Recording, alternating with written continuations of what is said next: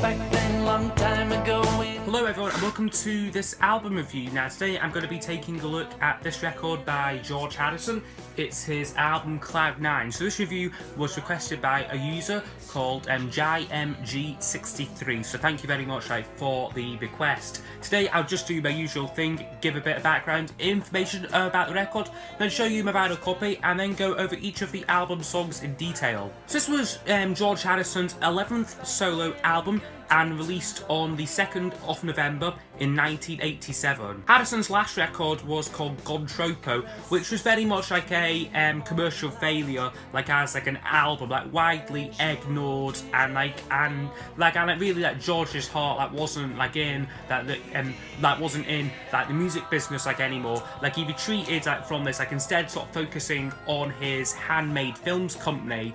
Around this time, he also befriended Jeff Lynne, who was kind of just finishing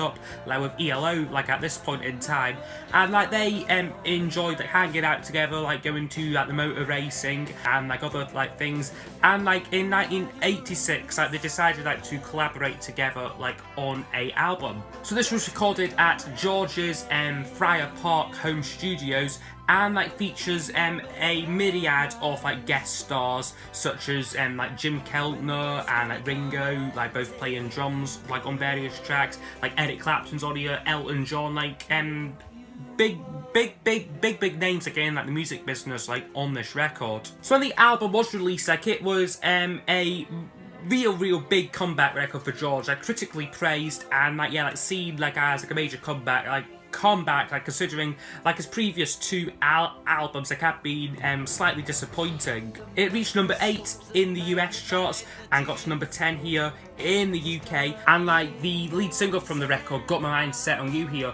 would be the last major hit from any of the ex-Beatles. The recording of this album also led to the formation of the Traveller Wilburys, because it was I think George was trying to record a B-side for the song This Is Love, but when he basically he got his friends involved, Jeff Lynne, Tom Petty, it kind of just evolved into the Traveller Wilburys. So yeah, and also it led to Jeff Lynne becoming a major record producer for other artists, because I think he was working with Brian Wilson at this point in time, and also Tom Petty, Roy Orbison, and others. And this album really established Jeff Lynne's kind of signature sound as a producer. So I'll now just show you my vinyl copy of it here. This is I think it's a German pressing. I think maybe all the pressings of this were made in Germany, or Europe at least. I don't think that there was a wide UK pressing of it. But there's the cover, there's the back of it. Quite a slightly sort of cheesy, slightly dated cover. But it isn't bad though. I have seen a lot worse. The inside looks like this here. You just get various photos of the people involved with this record here. So yeah, very much an all-star lineup on this album. Nice picture of George on the other side, and then this is just on his Dark Horse Records label here. So there's side 1 and side 2. So yeah, that's pretty much the vinyl record looked at. I'll now go over each of the album songs, scoring each track out of 10. Take my time. So we kick off proceedings with the title song, Cloud 9, which is a very sort of smooth, bluesy style track. It has some really great, slide guitar playing in it, from George himself. And the horn, section, that sort of complements the song nicely. It isn't a exciting track by any means. It's quite slow, but it is a good one, and it's certainly a revelation compared to material on the last two Harrison albums. So yeah, Cloud 9 opens the album pretty well, I think. If that's what it takes, then I gotta be strong. Then we get a absolutely brilliant song called That's What It Takes, which could be my favourite song on the album. It's very ELO-ish, this song, I think. Certainly in kind of the chiming acoustic guitars. It's very much an early example of Jeff Lynne's kind of signature sound as a producer from this time. I just love the structure as well, the way it changes key and that. It's just a really finely crafted pop song with this. So yeah, like that's what it takes. I personally would give a full 10 out of 10 to. Just love it. If I can't be with you, I'm not so much of a man. And then the modern kind of sound continues with the next song called Fish on the Sand, which is a much more sort of rocking song, which is like really good. Like we do need one of these like on the record. It's got a really catchy chorus, and like George is sounding brilliant like on vocals. Lyrically, it's quite an interesting track, like kind of like about like a sort of crippled like man, like as like the result like of like a failed like relationship. It's like I'm not so much of a man, more a fish on the sand, like is how like the chorus goes. But yeah, a brilliant song there, like another track what I would personally give like a 10 out of 10 to. Like I rarely tire off this track.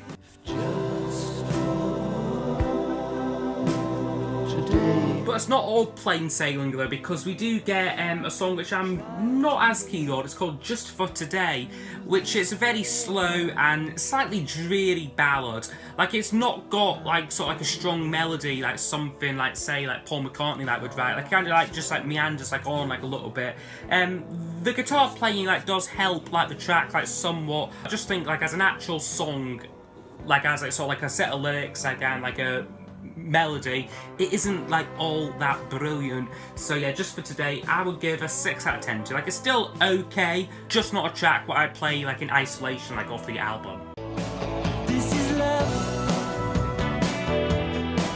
This is And then things do pep up a bit like with like the next song called This Is Love, which was a single from the record, I think third single, and like it didn't do too great, only reached number 55 here like in the UK. But it should have done a lot better because it's a really nice, really upbeat track. And the chorus line is maybe like a bit repetitive, like but like the synth kind of strings like enhance the song really well, like really well. Like the production, like the whole vibe like of this song, like it's just great. So yeah, This Is Love would get a 9 out of 10. long time ago when we was fab. And then the next song, which closes off side 1, is another single from the record, which I've got the 7-inch to here. It's When We Was Fab. So this is a very Beatlesque song, like if like you couldn't tell like by the title, and like it's one of the first times where George is really like embracing like his past like as like a former Beatle, like because like there is like sort of like the numerous like references like in like the lyrics, like in like the music video, like in like the picture sleeve like off the single like itself as well. Like it's very much like nostalgic like about like the Beatles. And I mean, it is a good song, but it isn't a track that I often go back to. Like I think there are like many better songs like on this record. Like, but I would still give it like an 8 out of 10 though. Like it is still a good track. The single, when it was released, I think in early 1988, reached number 25 on the UK chart. So yeah, a pretty good song there. Like fantastic music video though, which I would recommend like you do go and give it a watch. Devil's Radio. Then side 2 opens up with another really solid rockin' track called Devil's Radio, which I think the lyrics of this are great. He's kind of talking about like the rise of like the media, like and like a like celebrity-driven culture, like of like the 80s, like and like kind of like the spread of like what would like many years like later, like only recently become sort of known like as fake news, like that kind of thing. Like Harrison saw singing like about sort of like corruption and like that kind of thing. So yeah, I think it's a brilliant track. Like, I mean, like it's well written. Like it doesn't come across like in like a kind of like patronising way. Like it seems like quite like an honest track, which I think that really works. Like and like the music itself like is just great. Like the band are like rocking out, really like enjoying themselves. So yeah, Devil's Radio, I would give a 9 out of 10 to. And for a while, you could comfort me. And then we get another ballad like on the album called Someplace Else, which is a lot better than Just for Today. Like in fact, like I think this is up there like with any like McCartney ballad, like any like Lennon ballad, like for that matter, like as well. Like I believe that this is one which actually wasn't from like the album sessions itself. Like I think like Harrison used it like in his film Shanghai Surprise. I could be wrong there, like but I'm sure it did feature like in like one off like the films that Harrison like was involved with like at this time. But yeah, like really like deserves like a proper release like on like this record, like which it did get. So yeah, Someplace Else, a wonderful ballad there, a 10 out of 10 in fact.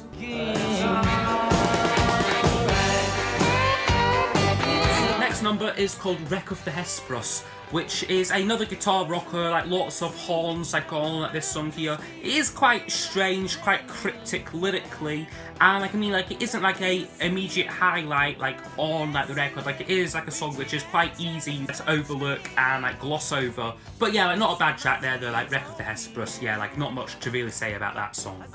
And I was in the candlelit.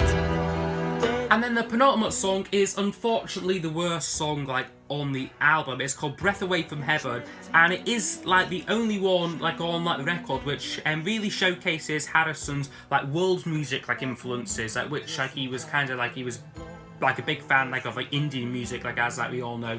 And like this is like the only song like on this album, but kind of has like sort of like a world music like sort of like not like rock and roll sort of feel to it.